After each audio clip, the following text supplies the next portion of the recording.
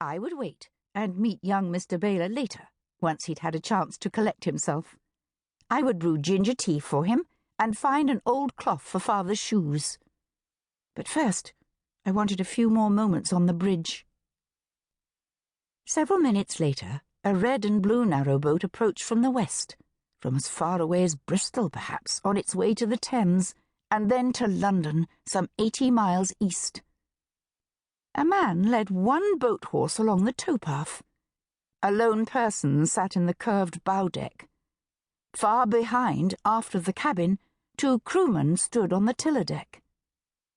As the boat drew nearer, I saw that the figure in the bow was a woman, head low as if in prayer. Or perhaps she was reading. A wide bonnet concealed her face from the sun, from me. My heart leapt. Something about the woman's posture and tilt of her head struck me as familiar. Mother loved to read. I leaned across the wide brick ledge, peering hard, heart beating. The boat drew closer. I saw that the man leading the horse was deeply tanned and broad-shouldered. The man she left us for? As he led the boat horse along the strip of land beneath the bridge, he disappeared from view. The bow of the boat reached the shadow of the bridge, and one of the crewmen gaped up at me. I barely saw him. Instead, I read the vessel's name painted in decorative lettering on the side. The Gypsy. And I thought, how apt. Still, I could not see the woman's face. I whirled and raced to the other side of the bridge, hoping my angle would be better, that I would see her from that side as they passed. Perhaps she does not even realize where she is, I thought, engrossed as she was in her reading. Should I call to her? I only stared, afraid to be a fool before this woman, before the men labouring at the nearby timber mill.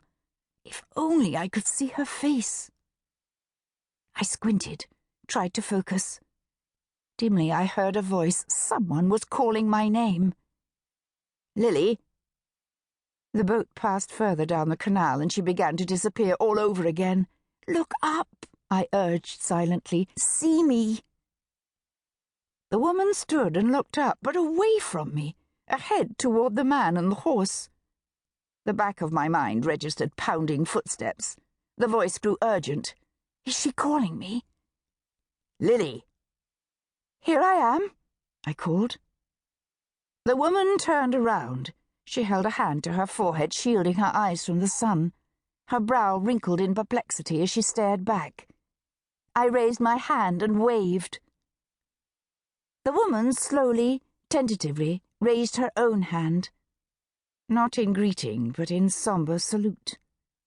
The motion revealed her face, a stranger's face, kind and plain. In her hand, not a book, but a rumple of cloth, mending. A hand shook my shoulder. Lily! Numbly, I tore my eyes from the fading sight of the woman and turned. My younger brother, Charlie, stood before me, clearly agitated and breathing hard. I called you. Why did you not answer? I thought... I blinked away the pathetic vision of what I had thought, and in its place saw his wide eyes, his frightened, tear-streaked face. What is it, Charlie? 'Tis Mary. Oh, how she shakes. Father sent me. He needs... He paused, eyes searching the air above me. He needs what? Pulse accelerating, I grasped him by both arms, frustrated at his limited ability to focus, to remember. He winced and bit his pronounced lower lip. Valerian, I prompted. Hyssop? He shook his head, still squinting in attempted concentration. Muskpod, peony. Peony, he shouted. Yes! I was incredulous. But we have syrup of peony on the shelf. The jar marked S. Peony. Father says 'tis empty. Dear Lord, no. Oh, Lily, how she jerks about. Will she die? No, I bit out. Running from the bridge, I yelled over my shoulder.